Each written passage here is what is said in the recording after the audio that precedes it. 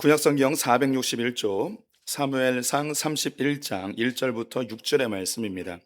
구약성경 461쪽 사무엘상 31장 1절에서 6절의 말씀 교독하겠습니다.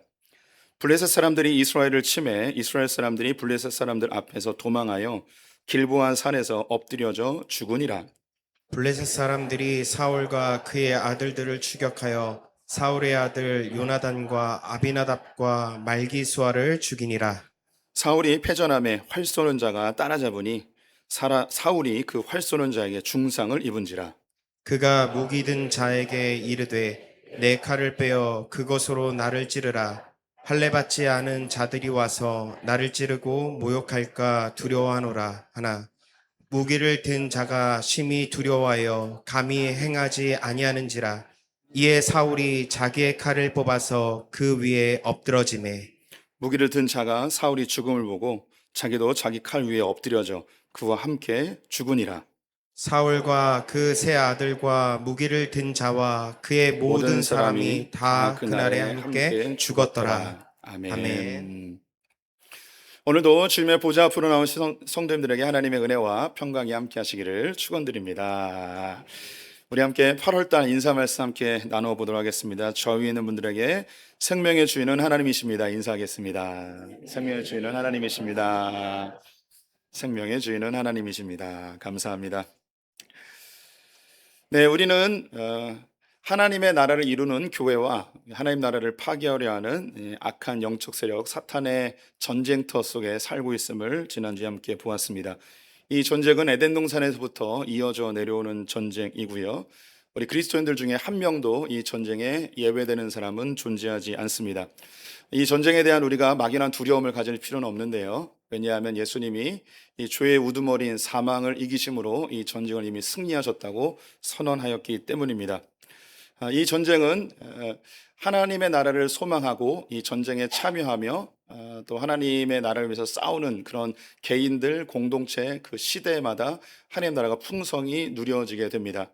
완벽한 하나님 나라는 예수님이 다시 오셔서 적 그리스도를 파하시고 하나님 나라를 완성시킬 때 이루어지겠죠.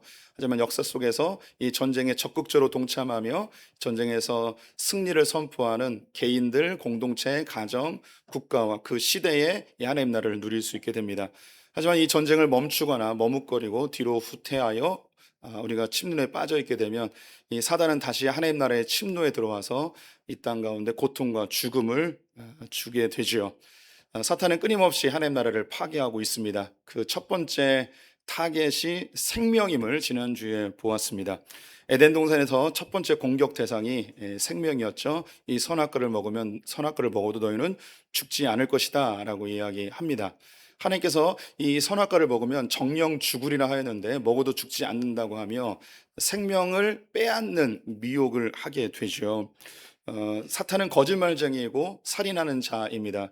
끊임없는 미혹의 말들로 사람들을 속여서 결국 고통의 종로로 타게 하고 죽음에 이르게 하는 것이 사단의 궁극적인 목표입니다. 그래서 지난주에는 낙태에 대한 이야기를 했는데요. 이 낙태는 단순히 이 시대에 있는 어떤 특정한 죄의 명칭이 아니고 역사 속에서 사단이 끊임없이 나의 유익과 나의 행복을 위해 하찮은 생명은 죽여도 된다고 하는 생명 경시의 이 가치관을 심어 놓은 결과임을 말씀을 드렸습니다. 그래서 고대 사회에서는 풍요와 안전을 위해 인신 제사를 드리는 것, 자기 자식을 죽여서 올 한해의 풍요로움을 원하는 그런 모습을 보았고요. 또 인류 역사 가운데 계속 진행되는 사람을 돈으로 평가하여 사고 파는 노예 제도가 여기에 포함되고, 또 그리스와 로마에서는 군사력과 노동력에 소용이 없는 여자 아이들을 죽이거나 약한 남자아이들, 장애가 있는 아이들은 버리거나 죽이는 일을 함께 보았습니다.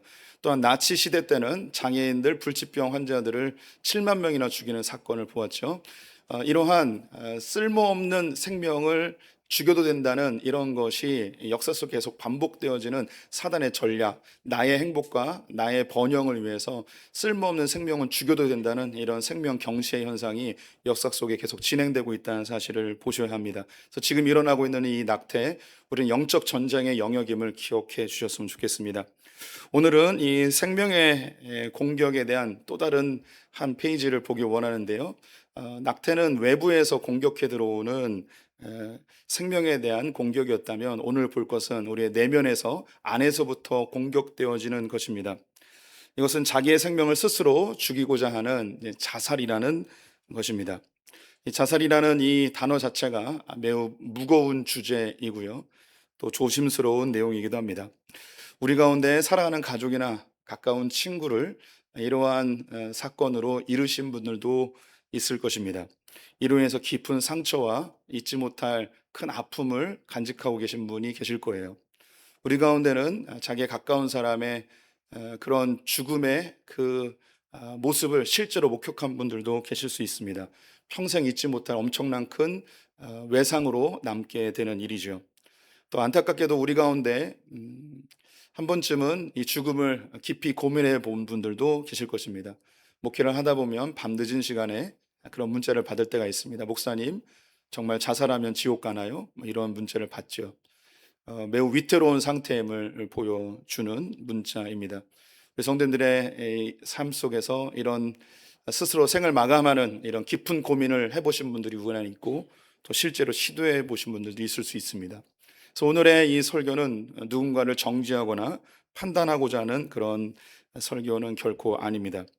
하지만 우리 인생에서 신앙적으로 한 번쯤은 다루어야 될, 그리고 우리가 깊이 고민해야 될 오늘날의 큰 이슈이고 우리가 성경 안에서 제대로 정립해야 될 주제임은 분명합니다.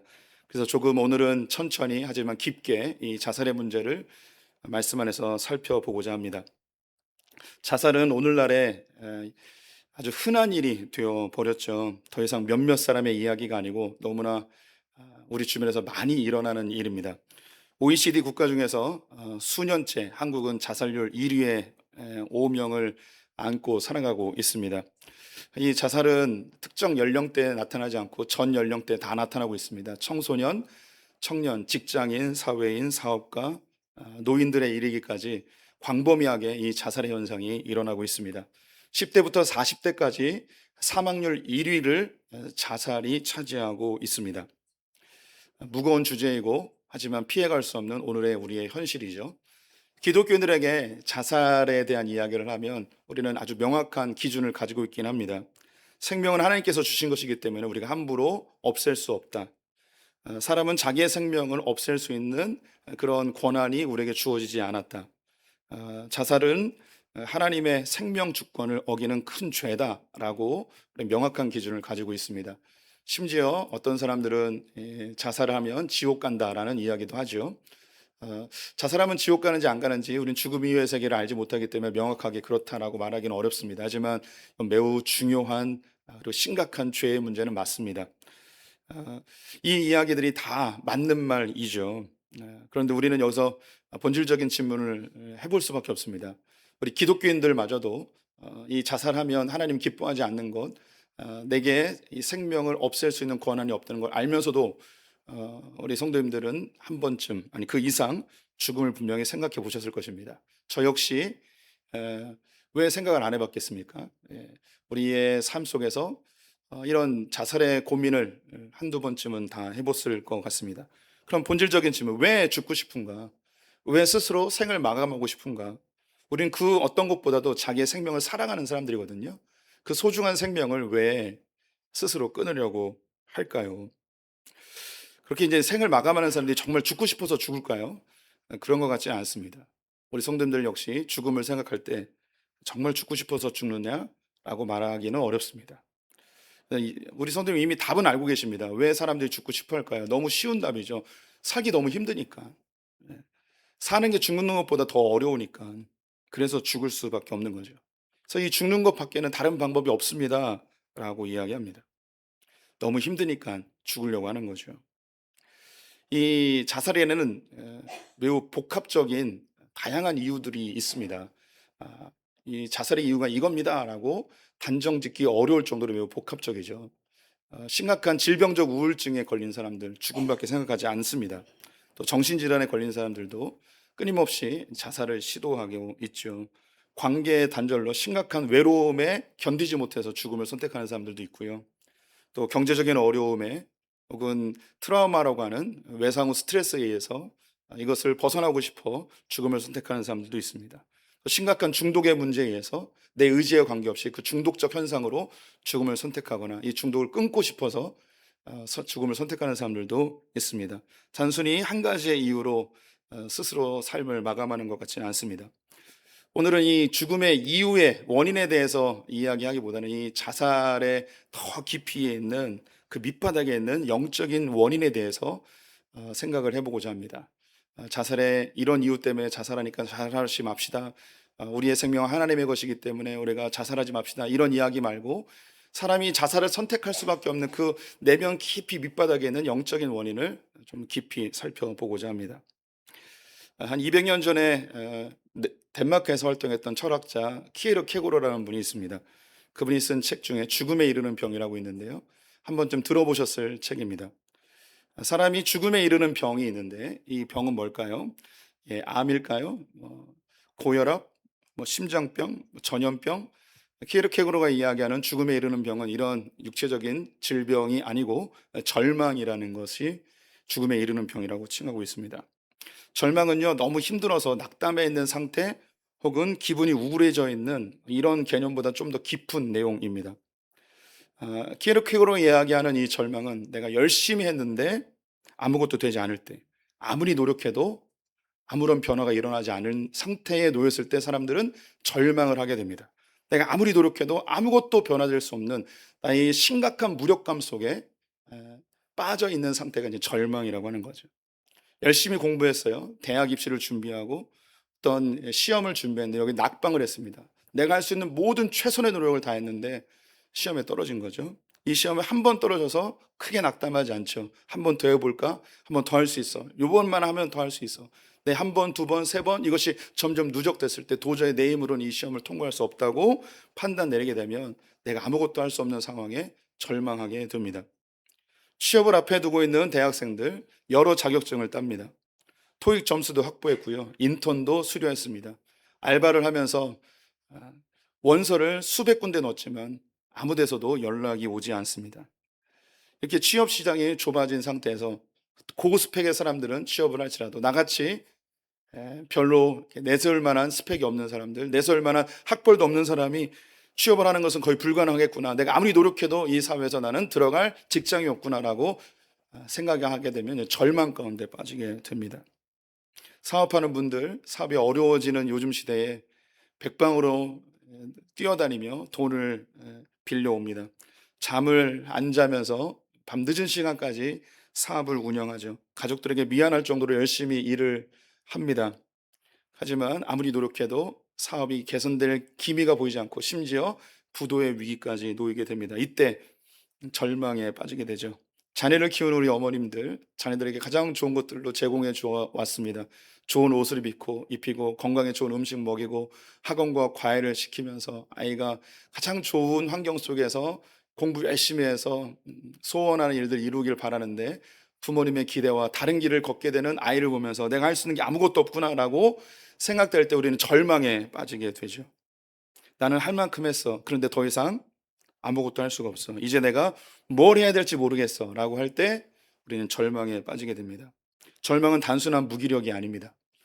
단순한 감정적인 우울감이 아닙니다. 방법도 없고 출구도 없고 다시 시작해도 아무것도 변화될 것 같지 않은 그런 상황에 놓였을 때 사람은 절대적 절망감에 빠지게 되죠.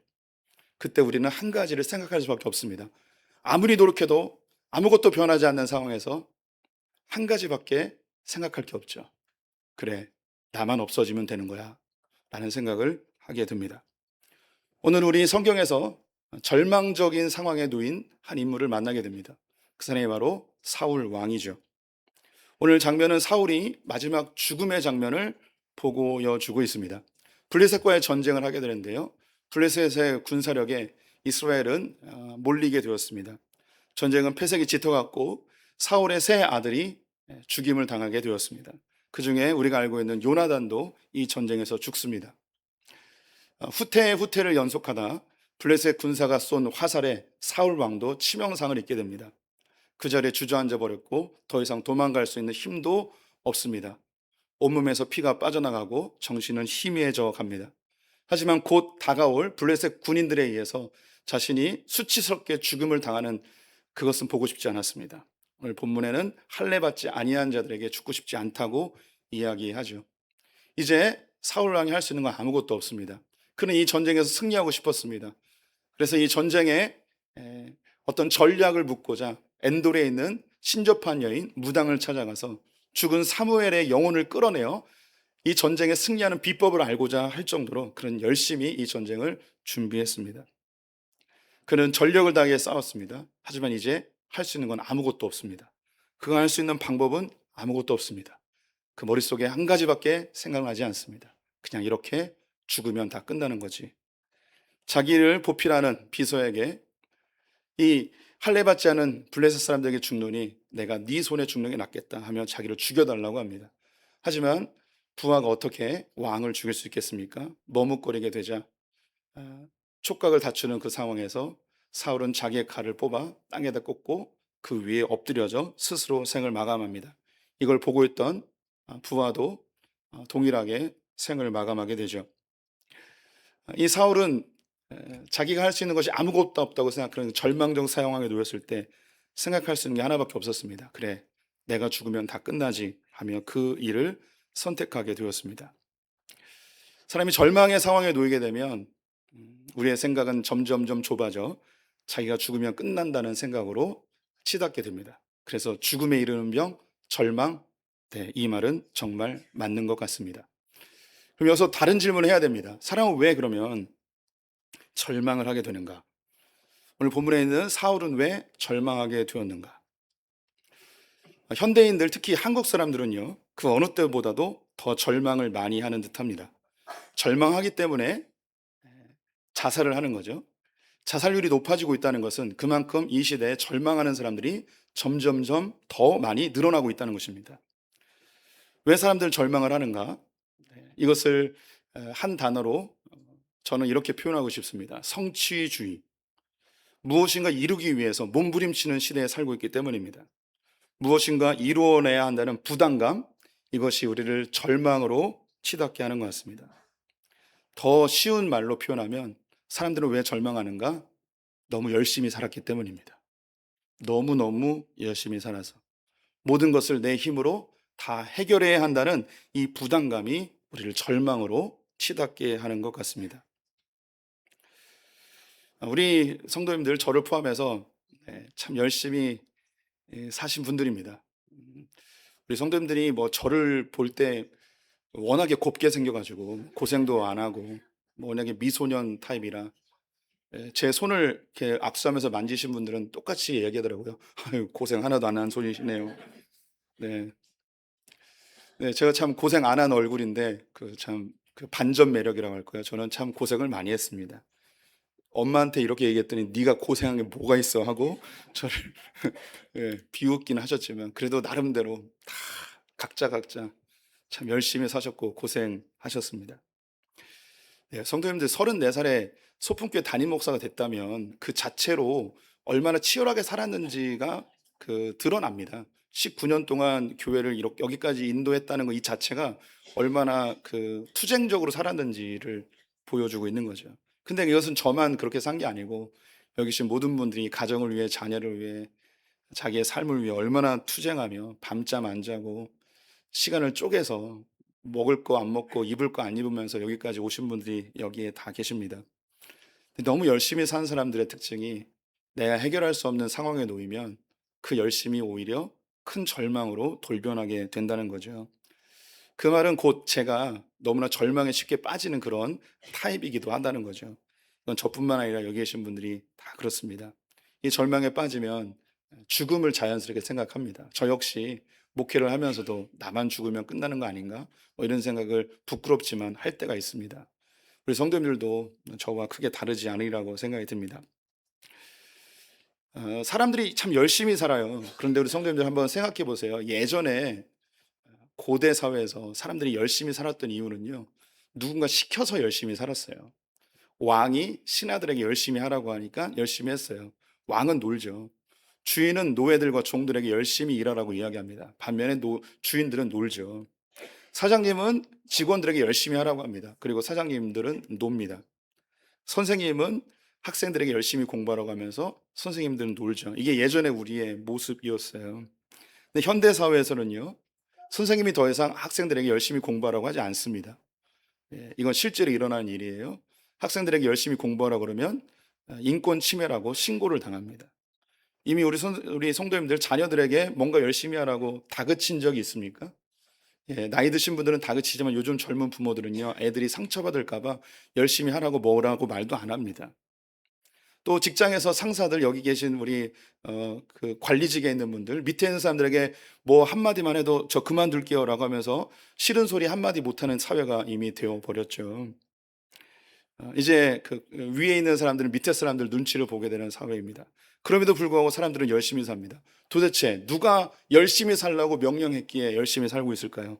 바로 현대 사회는요, 그 누가 열심히 살라고 하냐면 나 자신이 스스로에게 열심히 살라고 끊임없이 외치고 있습니다. 부족해. 더 열심히 해야 돼. 이걸로 안 돼. 더 열심히 살아. 25평 좁아. 35평 가야 돼.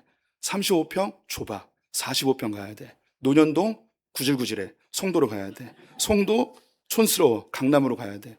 뭔가 계속 내 안에서 더 열심히. 어느 순간 그 누가 나에게 열심히 살라고 이야기하지 않지만 내 스스로 내 안에서 조금만 더 아직 부족해. 더 열심히 해야 돼. 라고 스스로를 질책하며 자기에게 채찍질하는 현대인들을 보게 되죠. 사울은 정말 열심히 살았던 사람입니다. 우리가 다윗과 사울을 비교하기 때문에 다윗은 믿음의 조상으로 일컬어져 그는 훌륭한 사람이고 이 다윗을 공격하는 사울이 아주 못된 놈이라는 생각을 갖죠. 그런데 실제로는 사울이 인간적으로 도덕적으로 윤리적으로 훨씬 더 훌륭하다고 해도 과언이 아닐 것입니다. 일단 사울은요, 자식들의 문제가 없었어요. 그리고 그의 아들이 요나단이죠. 다윗의 친구, 얼마나 신실한 그런 동무였습니까? 나이를 뛰어넘어 그 친밀한 우정이 우리에게 감동을 줍니다. 자식 교육 참 잘 시킨 거죠. 반면에 다윗은요, 오빠가 이복 여동생을 겁탈하고요, 여기에 분노한 동생이 형을 죽이고요, 또 아들이 아버지의 왕위를 빼앗고요, 그리고 막내 솔로몬을 대신해서 그의 이복 형이 왕의 자리를 대신 차지하는 엉망진창의 가정의 모습을 볼 수 있습니다. 사울은 개인적인 윤리적 범죄를 저지른 적도 없습니다. 다윗처럼 밧세바를 범하는 사건이 없었죠. 성도님들, 10년 동안 사울이 쫓아다녔어요. 근데 다윗이 가는 곳마다 사울이 쫓아오죠. 그 당시에 뭐 전화가 있는 것도 아니고 레이더가 있는 것도 아닌데 뭐 위치 추적기를 달아서 따라다니는 것이 아니었어요. 어떻게 사울이 가는 곳마다 다윗을 쫓아갈 수 있었을까요? 그 이유는요, 그 당시에 백성들이 다윗만 나타나면 다 밀고를 하는 거예요. 그래서 다윗이 유대 땅에 숨을 데가 없어서 블레셋으로 도망도 가고요, 모압 땅으로 도망을 가는 거예요. 그 이유는 뭐냐면 백성들이 온통 다 사울을 지지하지 다윗을 지지하지 않았다는 거죠. 사울이 처음부터 이렇게 지지를 받은 게 아니었습니다. 그는 베냐민 지파의 가장 연약한 가문의 아들이었습니다. 하나님이 사사시대 그 혼란함을 정리하며 첫 번째 왕으로 세우는데, 하나님께서 이 나라의 통치자이고 하나님이 다스린다는 걸 보여주기 위해 강력한 리더십의 어떤 왕을 세우는 게 아니라 가장 연약한 자를 세워 하나님을 드러내고자 하셨습니다. 그때 지목받은 사람이 바로 사울이었는데요, 사울이 지목받는 장면을 보게 되면 제비뽑기를 하게 되는데 사람들이 모여있는 그 짐 뒤에 숨어서 부끄러워가지고 그렇게 자기를 감추고 있는 모습이 성경에 드러납니다. 이 모습을 바라본 사람들이 사울에 대해서 뭐라고 이야기하냐면, 저런 놈이 어떻게 우리의 왕이 될 수 있습니까?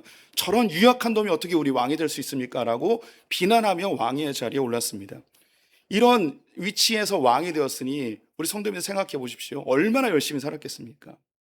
자기가 할 수 있는 것 최선을 다해서 했습니다. 그런 전쟁이 일어난 곳마다 다 갑니다. 오늘 본문에서도 블레셋과의 전쟁에서 그냥 부하들만 보내도 되는데 직접 나와서 싸우는 모습을 볼 수 있죠. 사울이 죽은 이후에 다윗이 사울 왕에 대해서 평가하는 장면이 성경에 나와 있는데요, 다윗이 그런 얘기를 해요. 사울 왕 때문에 이 나라의 전쟁이 그쳤고 그리고 부유하게 되었다고 이야기합니다. 사울이 얼마나 열심히 살았는지를 알 수 있습니다. 그는 자신의 위치를 견고히 하기 위해서 최선을 다했습니다. 그리고 백성들에게 인정받기 위해서 솔선수범했던 왕이었습니다. 그는 그의 삶에 최선을 다하는 그것이 자기의 자리를 지키기 위한 몸부림이었는데 자기보다 더 인기가 많은 사람이 등장한 거예요. 다윗이었죠. 얼마나 불안하겠습니까? 그러니 이 문제를 없애야만 자기의 자리를 견고하니 이 부분에 있어서도 열심히 최선을 다합니다. 그래서 10년 동안 다윗을 추격하며 죽이려고 한 거죠. 10년 동안 누군가를 추격하여 죽이려고 한다는 건 대단한 열정이 아니면 할 수 없을 것 같습니다. 그의 삶 자체가 열심, 최선, 그 한마디로 다 집약이 될 수 있을 것 같습니다. 그는 열심히 산 사람입니다. 그런데 모든 것이 자기의 뜻대로 되는 듯 하였지만 오늘 이 본문에서 그는 아무것도 할 수 없는 상황에 놓이게 되었습니다. 전쟁에서 피할 곳이 없습니다. 아들들은 죽었습니다. 자기의 군대들은 자기 눈앞에서 하나 둘씩 죽어가는 모습을 바라봐야 했습니다. 화살에 맞았습니다. 더 이상 도망갈 수도 없습니다. 이게 자기의 삶에 모든 것이 끝나는 듯 하였습니다. 우리가 열심히 살고 최선을 다하면 두 가지의 현상이 나타나는데요. 일이 잘 되는 경우 이 사람은 교만하게 됩니다. 내가 열심히 살아서 이렇게 이루었어 라는 거죠. 열심히 살았는데 일이 잘 안 되는 경우 절망에 빠집니다. 내가 이렇게 열심히 살았는데 내가 아무것도 할 수 없구나 라고 절망에 빠지게 되죠. 그런데 이 교만과 절망은 동전의 양면과 같아서 결국은 똑같은 곳으로 향하게 됩니다. 그것이 뭐냐면 하나님 없는 삶입니다. 우리가 노력하고 애쓴다고 해서 내가 원하는 대로 다 이루어진다? 큰 오산입니다. 성경은 하나님의 은혜로 우리의 수고에 대한 열매를 얻었다고 이야기합니다. 세상 사람들은 이걸 운이라고도 표현하죠.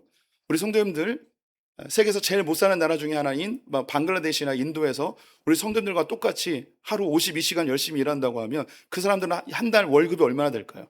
어쩌면 우리보다 더 열심히 일함에도 불구하고 그들은 우리보다 10분의 1, 20분의 1밖에 되지 않는 월급을 받으며 살아가고 있습니다. 무슨 차이일까요? 우리는 그냥 대한민국에 태어났다는 것뿐이고 그들은 방글라데시와 인도에 태어나는 것뿐입니다. 열심과 노력으로 그들이 이뤄낸 것, 우리가 이룬 것 별로 없습니다. 그런데 마치 우리는 뭔가 내가 열심히 일해서 얻어내면 내가 한 것처럼 하나님을 잊어버리고 하나님이 없고 내 힘으로 했다는 교만함에 빠지게 되죠. 절망도 결국은 마찬가지입니다. 하나님이 없습니다. 그 절망의 순간에 하나님을 찾지 않고 내가 아무것도 할 수 없어. 나는 아무것도 바꿀 수 없어. 내 삶 가운데 하나님은 존재하지 않고 절망 가운데 살아가게 되죠. 현대사회는 이렇게 교만해질 수 있는 그런 성공하는 인생보다는 오히려 대부분 거의 99%가 절망의 상황에 놓일 때가 훨씬 더 많습니다.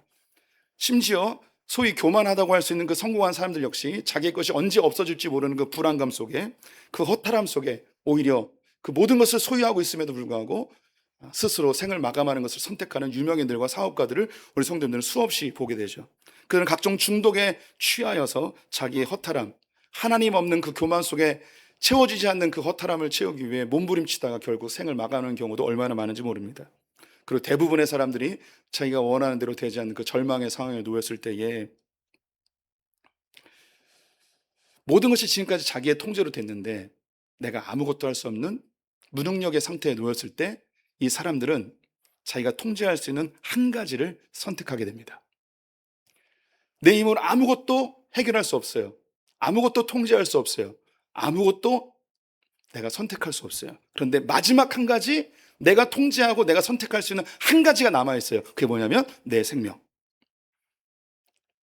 내 뜻대로 내 마음대로 다 통제해야 되는데 아무것도 할 수 없는 그때 마지막으로 통제할 수 있는 한 가지, 내 생명. 그래서 사람은 자기 생명을 통제해서 자살을 합니다.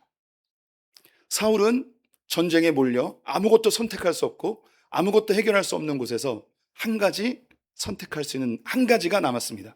나의 생명이었습니다. 그래서 스스로 생명을 마감하게 되죠. 사탄은 교묘하게 내 삶을 내가 해결할 수 있고 내가 성공할 수 있고 내가 입증할 수 있고 내가 풍요롭게 만들 수 있을 것이라고 우리를 미혹합니다.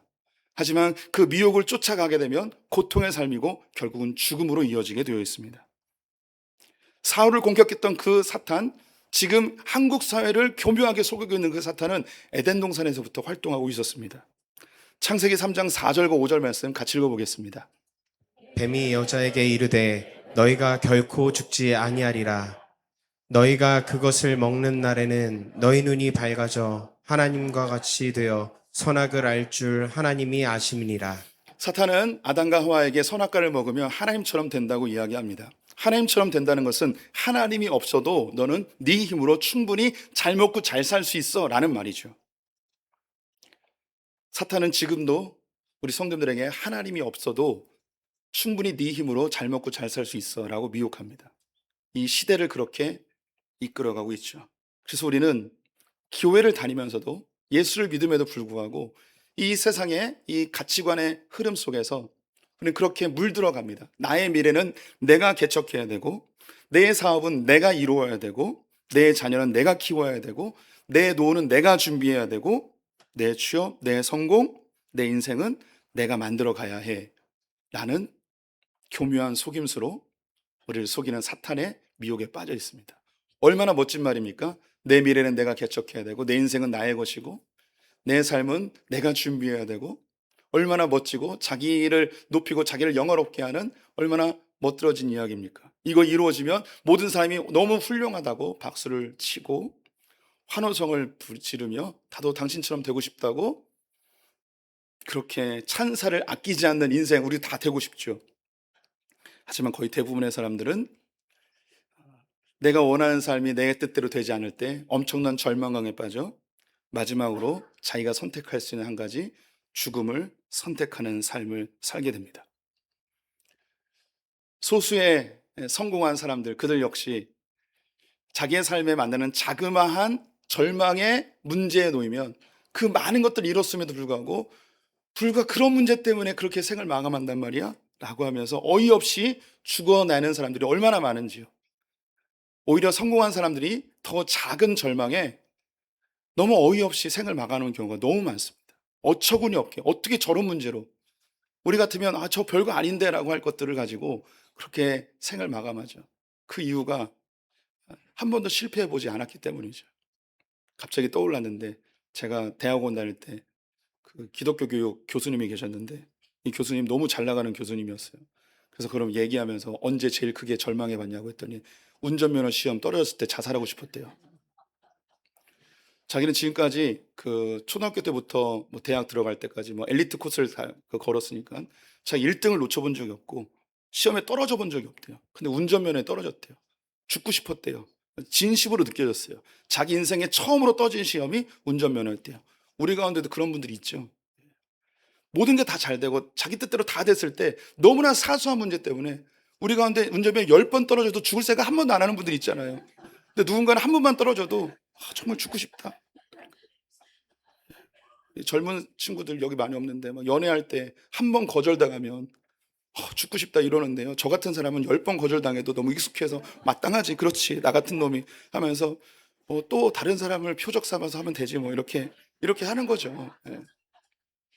잘생긴 사람들 죽기 쉬워요. 이게 못생긴 사람이 훨씬 마음이 편해요. 예. 우리 인생에서 자그마한 문제에도 절망해서 생을 마감한 사람들이 많이 있습니다. 하지만 우리 인생 가운데 내가 도저히 해결할 수 없는 그런 절망적 상황에 놓였을 때 우리는 죽음을 선택하게 되죠. 너무 힘드니까. 하나님이 인류가 이런 절망 가운데 사는 것을 그냥 놔두실 수 없으셨습니다. 그래서 인류 가운데 이 절망의 문제를 해결하기 위해 예수 그리스도를 이 땅 가운데 보내셨습니다. 우리는 각자 수고하고 무거운 짐을 짊어지며 너무 고통스러운 삶을 다 살아가고 있습니다. 실패하면 안 되는데, 무너지면 안 되는데, 이렇게 무너지면 나 어떻게 살지? 이거 없어지면 어떻게 살지? 절망에 대한 두려움 속에서, 그리고 절망의 상황에 놓였을 때 나는 더 이상 아무것도 할 수 없어. 내가 뭘 더 해야 돼요, 하나님? 내가 어떻게 살아야 돼요? 라고 우리가 울부짖고 있습니다. 사탄은 우리에게 더 우리를 자극합니다. 끊임없이 더 노력하라고, 다시 일어서라고, 네가 더 열심히 내야 된다고, 네가 더 최선을 다해야 된다고, 네가 무너지면 어떡하냐고 라고 우리에게 끊임없이 더 긴장의 수렁으로 사탄은 몰고 갑니다. 하지만 이때 예수님께서는 우리에게 이렇게 다가오십니다. 다 해봤지? 안 되지. 네 힘으로 아무것도 할 수 없지. 이제 내려놔. 이제 내가 너를 위해 다 이루었단다.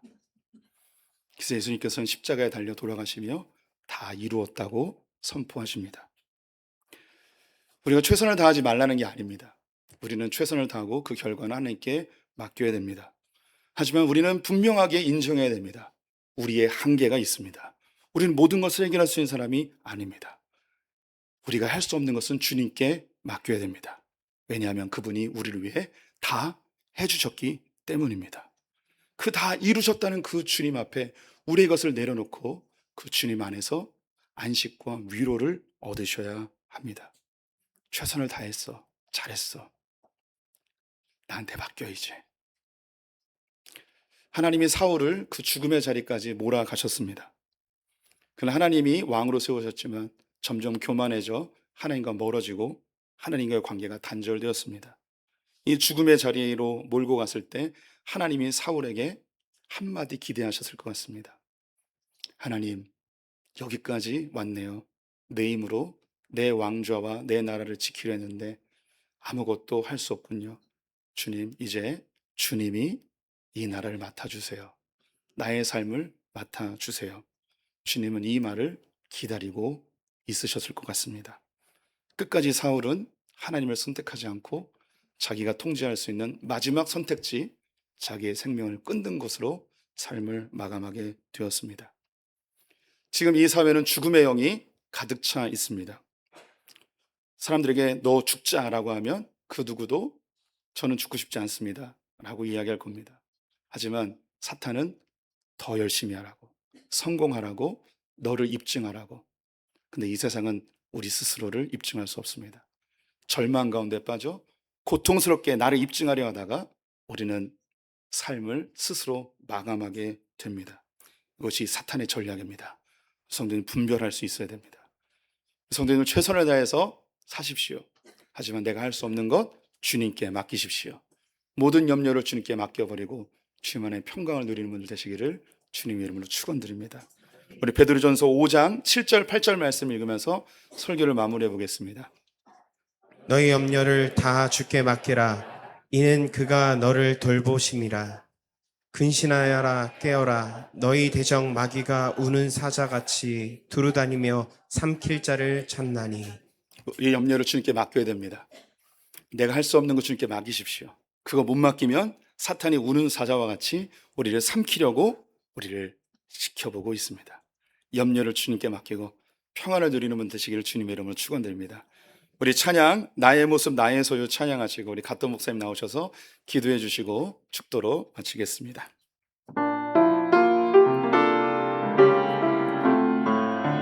내 삶의 주인 되신 주님께 나의 모든 것을 맡기는 소풍의 성도 되시기를 축원드립니다. 나의 모습 나의 소유, 나의 모습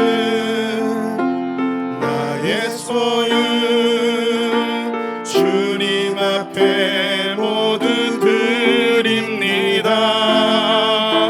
모든 아픔 모든 기쁨 내 모든 눈물 받아주소서.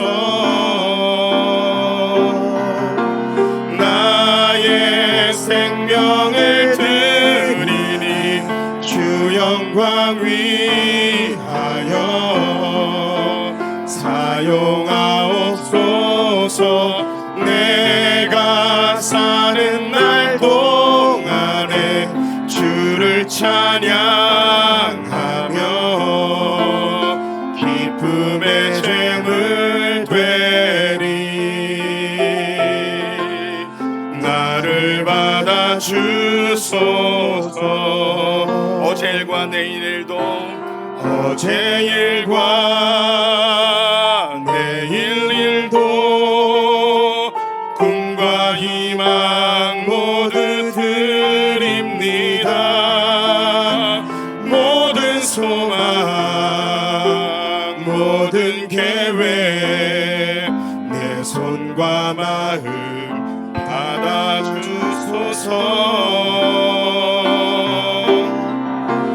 나의 생명을 드리니 주 영광 위하여 사용하옵소서. 내가 사는 날 동안에 주를 찬양하며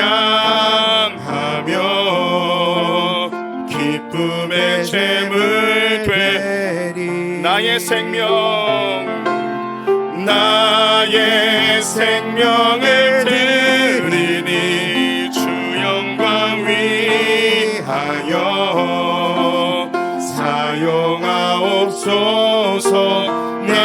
내가 사는 날 동안에 주를 찬양하며 기쁨의 제물 되리. 나를 받아주소서. 저희들은 당신으로 인해서 이 생을 살고 있습니다. この世界のすべて、私たちの命はすべてあなたの手の中にあります。 저희들의 모든 생명이 당신의 손 안에 있습니다. けれども私たちは不信仰に陥り、あなたを忘れて生きる時があります。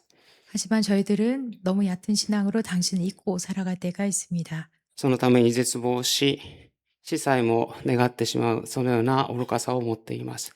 그 덕분에 저희들은 절망에 빠지고 자신의 삶을 자신의 손으로 끊으려고 합니다. けれども私たちには信仰が与えられ、あなたを知る者と変えられたことを感謝します。 그렇지만 저희들은 하나님을 믿는 믿음을 주님께서 허락하여 주셔서 당신을 바라볼 수 있는 사람들이 될 수 있게 된 것을 감사드립니다. そして絶望の中でもイエス・キリストにあるあなたの許しと愛を信じることができますから感謝します。 그리고 절망 가운데서도 예수님이 주신 그 사랑과 위로와 은혜를 떠올릴 수 있게 해주심을 감사드립니다. 私たちは絶望の中にあっても希望を見出すことができます。 저희들은 절망 가운데서도 희망을 찾을 수 있습니다. どうぞその苦しいその最中にあってあなたのもとに帰るものとさせてくださいますように。 어렵고 힘든 상황 가운데서도 하나님을 구할 수 있는 저희들이 될 수 있게 인도하여 주시옵소서. あなたが差し伸ばしてくださる手をしっかり握ることができるように助けてください。 당신께서 손 내밀어 주실 때에 그 손을 꼭 붙잡을 수 있는 저희들이 될 수 있게 인도하여 주시옵소서.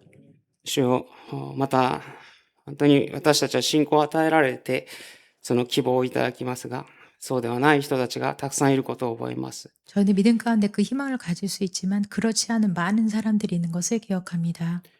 私たちがあなたに頼るその姿が他の人の希望になることを私たちは知りました。 저희가 하나님께 그 기대는 믿고 맡기는 그 모습이 다른 사람들에게 하나님을 전할 수 있는 것을 알고 있습니다. どうぞ私たちを用いてくださいますようにお願いいたします。 저희들을 주님의 선교를 위해서 써주시기를 간절히 소망합니다. サブン教会が本当にこの地にあってこの国にあって地の主の世の光となりますように。 소분교회가 이 지역, 이 나라에서 세상의 소금과 빛이 될 수 있도록 인도하여 주시옵소서. 祝祷いたします。 축도하겠습니다. 主イエス・キリストの恵み、父なる神の愛、聖霊の親しき交わりがこの改宗一同の上に豊かに限りなくありますように。アーメン。